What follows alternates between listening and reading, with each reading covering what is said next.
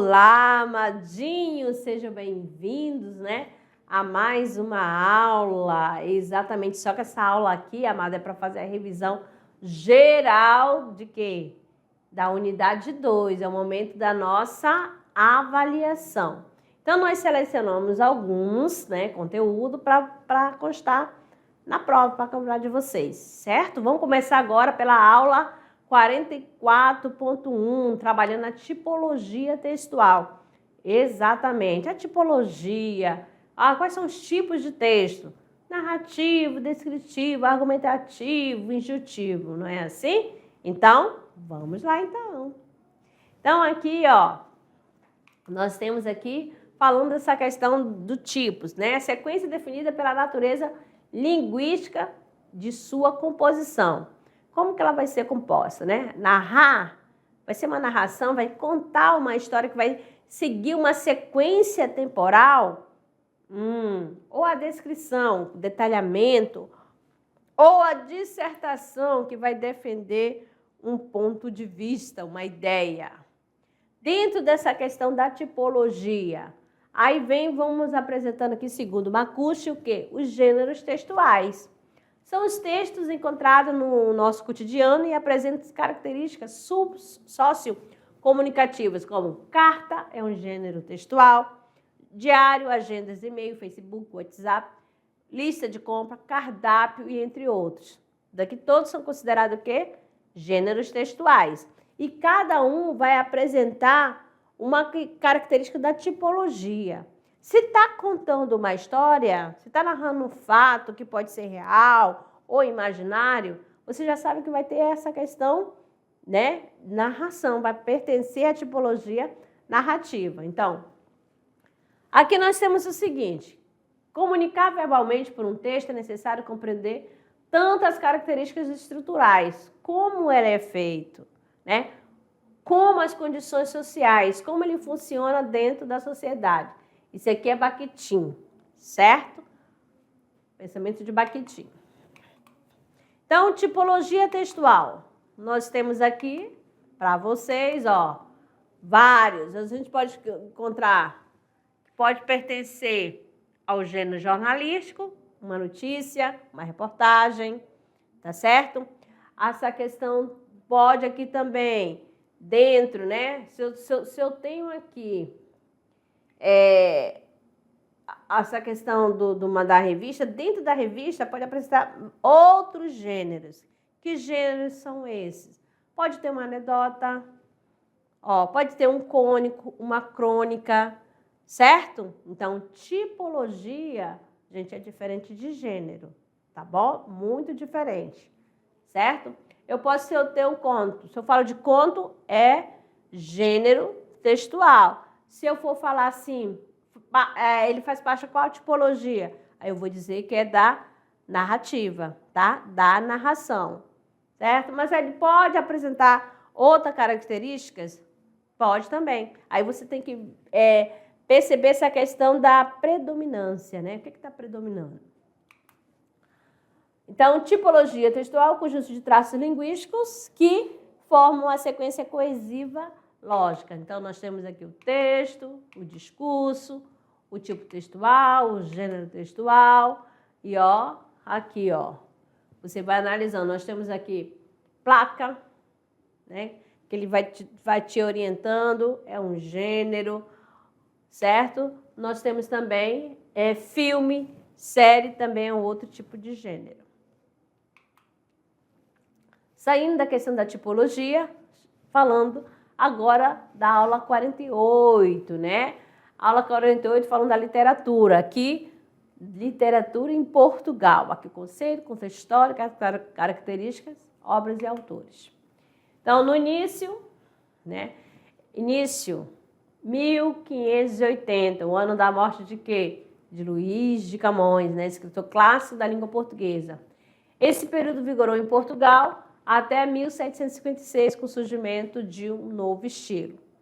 Então, o Barroco em Portugal também teve fortes influências do humanismo renascentista, que por meio do antropocentrismo, que esse antropocentrismo é o homem no centro, né? Homem que era o foco, né? Tudo centralizado no homem. O homem como centro das coisas. Contrário ao pensamento medieval, quem que era o centro? Deus, né? E aí você vai lembrar do teocentrismo, que posiciona Deus como centro das coisas. As características do barroco em Portugal. Aí você tem dualismo, né? O homem barroco era cheio de conflitos. Lembra que a gente falou homem-conflito? Essa questão fé, razão, Deus, diabo, religioso, profano, corpo e alma, pecado, perdão. Ó. Então, essa questão do dualismo presente, né? O conflito. Fugacidade, né? Vida e tudo que perpassa por ela é instável. O mundo, as coisas e as pessoas mudam. Feísmo, grande atração pelo trágico, rompimento ao equilíbrio clássico. Nas obras comuns, a retratação de cenas cruéis, dolorosas, grotescas. Pessimismo, né? A noção de estabilidade da vida conduz frequentemente à ideia de morte. O homem barroco é cheio de incerteza e desencantado com a vida. Aqui nós temos, né, uma obra, né, que vai demonstrar essa questão, né? Conflito barroco na pintura pode-se perceber através de quê? Do tratamento dado ao tema.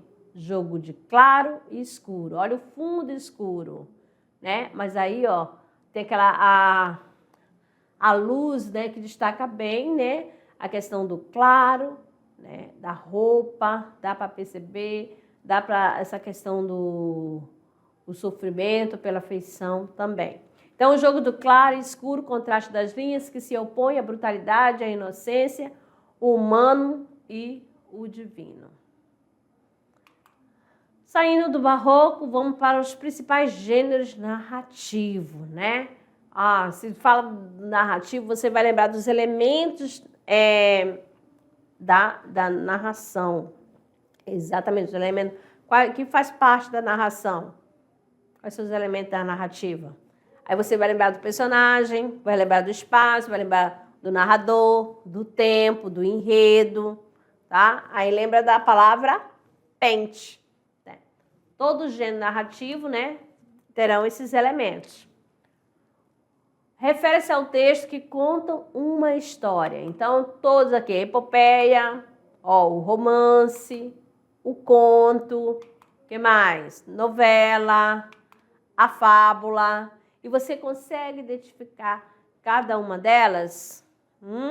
Uma vai falar de vitórias, né? de batalhas, de um determinado herói, né? E vai ser escrito em versos, né? E o romance? História em prosa. E o conto? Uma narrativa breve do cotidiano. O conto do cotidiano é a crônica. E o que mais? Que nós temos aqui, o conto vai ter poucos personagens, né? E novela, e tem a fábula, que vai passar ensinamento, certo? Então, aqui, a epopeia é sempre narrar um tom grandioso, um acontecimento ou lenda de uma grande importância nacional, certo? A novela é uma narrativa curta que, em geral, apresenta apenas um conflito, não apresenta divisões de capítulo. E a novela, breve, mas viva na narração de um fato, homem notável, mais verossímil que imaginário. Apresenta-se que dividida em poucos capítulos, certo? E a fábula, narrativa inverossímil, com fundo didático, tem como objetivo transmitir uma lição de moral. Sempre ela vai usar o quê? Seres inanimados para, né, passar uma lição, né, para a humanidade. E o romance, narração de um fato imaginário, mais verossímil, que representa quaisquer aspectos da vida familiar e social. Saindo dessa questão dos gêneros narrativos, chegando que é a interpretação de texto, né? Fazendo uso das figuras de linguagem ligadas ao aspecto semântico, né? A ideia. Então, vamos lá, qual é o sentido que passa? Então, aqui, quais são as figuras de linguagem ligadas a esse aspecto semântico? Nós temos a metáfora. Aqui você tem aqui, ó, ele vai fazer uma comparação, tá certo? Aí você vai lembrar das figuras, né? linguagem figurada, não sentido real, literal. Vai lá, seu banana. Esse banana aqui, ele pode falar para uma pessoa. O que você entende por banana? Você pega, banana é mole, não é isso? Né? Aí você vai lá, seu banana. É uma pessoa boba, certo? E o que mais que nós temos também? Além da metáfora, nós vamos usar também a comparação. A comparação é quando usa o conectivo. João é como banana. Ó, como banana. Né? Ele está fazendo a comparação com a banana, pega as características da banana. Aí a catacrese. Embarcaram no avião sem medo de serem revistados. Então, quando não tem uma palavra própria, o quê? Quando a gente usa embarcar, vai lembrar o quê? Barco, né? Mas aqui qual foi o meio, né, que foi usado? Avião. Então, aqui embarcaram no avião, catacrese. Nós temos também, para catacrese, para lembrar, asa da xícara, né? Perna da mesa, né? Pé da cadeira, e assim você vai lembrando. Aqui nós temos a hipérbole. A hipérbole já diz tudo, é o exagero, amado. Quando a figura de linguagem que quer apresentar o exagero, você vai usar o quê? A hipérbole. Então, já falei 1 milhão de vezes que não quero que você faça isso, meu filho. Esse 1 milhão, tá aqui esse 1 milhão de vezes marcando o exagero, né? Chorei rios de lágrimas. Olha só, vai chorar um rio de lágrimas? Não, né? E a perífrase? Trata-se da substituição de um nome ou ser por um de seus atributos ou por um fato que o consagrou. Como assim? Então, assim, vamos lá, um rei do futebol, o que você vai lembrar? Pelé. Rainha dos baixinhos, aí você vai lembrando, né? Essa questão, né? Substituição. Já foi dito. Vamos aqui. O mestre nos ensinou. Quem é esse mestre? Ó, Cristo. Tá certo? Então, a perífrase. Aí, como foi dito, né? O rei de futebol, você vai lembrar do Pelé. Bruxo do Cosme Velho. Aí você vai lembrar o quê? Machado de Assis. E a prosopopeia? É quando se dá uma característica humana ao ser inanimado. Aí você, assim, ó, que pode ser tanto essa questão, a parede tem ouvido, né? E aqui a personificação foi porque pela imagem também está presente, certo? As paredes pareciam escutar as confissões, escutar. Então, tem característica humana presente em seres irracional. Beleza? Então, aqui a bola com fone de ouvido, né? Ela sendo envolvida pelas cartas. Aí você tem, se você realmente quer tocar alguém, mande uma carta. Vai tocar. Como que ela vai tocar? Tá certo? As palavras, né? Que vão ser, que vai comovê-la. Tá certo? E a antítese, uma das figuras de linguagem presente lá da escola barroca, né? Então, a antítese ocorre quando temos uma oposição de palavras ou ideias. Aí você vê aqui, ó, nas imagens, certo? Que negócio é esse? Gelo, fogo. Aí você vai quente ou frio. Você vê esse contraste aqui na imagem, certo? Então, eles mandam e vós servis. Eles dormem e vós velais. Eles descansam e vós trabalham. Então, essa questão aí, ó, tanto que nós temos aqui um trechinho, né, dos sermões de Padre Antônio Vieira, que é do barroco, tá certo? Então, dentro desse trechinho, desse fragmento, você percebe essa questão da oposição de ideias, oposição de palavras, certo? Mando, servir, dormir, velar, descansar e trabalhar, certo? Mas aí para vocês, nós temos a interpretação, mas trabalhando nas variantes linguísticas. Aí você vai lembrar que a nossa língua portuguesa está em constante evolução.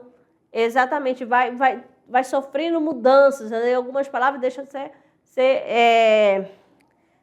de ser usadas, né? Fica em desuso. Então, aqui nós temos as variantes. Ó, começando aqui, né, relacionada aos níveis gramaticais. Ela pode ser lexical, que você vai perceber por meio das palavras, né? A língua varia no vocabulário. Então, nós temos, se você conhece, tem um conhecimento prévio sobre Machado de Assis, que dentro da sua obra há uma linguagem rebuscada, certo? Mas aqui, para chamar a atenção para você, estudante, conhecer a obra, qual foi a intenção desse cartaz aqui, ó? Ô meu, já leu Machadão? Ó, então dá uma sapiada, é o maior barato. Pode crer que no final do livro, seu vocabulário vai ficar massa.